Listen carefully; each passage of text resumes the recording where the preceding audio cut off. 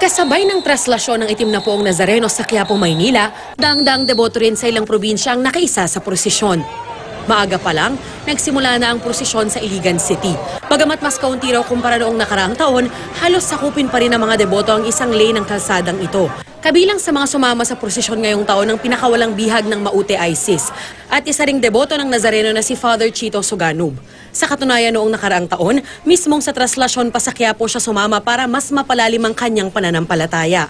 In this valley of tears sa mundong ito, tapos anong mga nangyari sa buhay ko,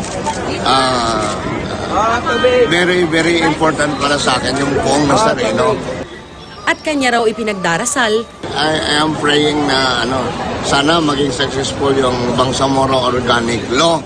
Alam ko, gusto ko peace sa Mindanao and lahat ng mga tao sa Mindanao gusto nila peace. Kaya Moro man, Christians man sa Mindanao, all citizens gusto natin peace.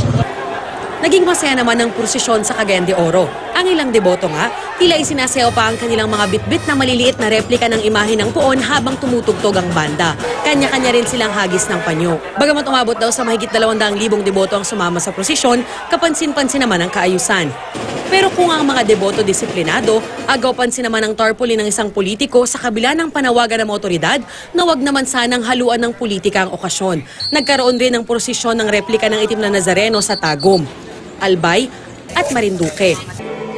Sa pamamagitan ng misa, nakiisa rin ang mga taga-Takurong City sa Sultan Kudarat at lahat ng dumalo sa misa, binigyan ng panyo, scapular at libreng pagkain.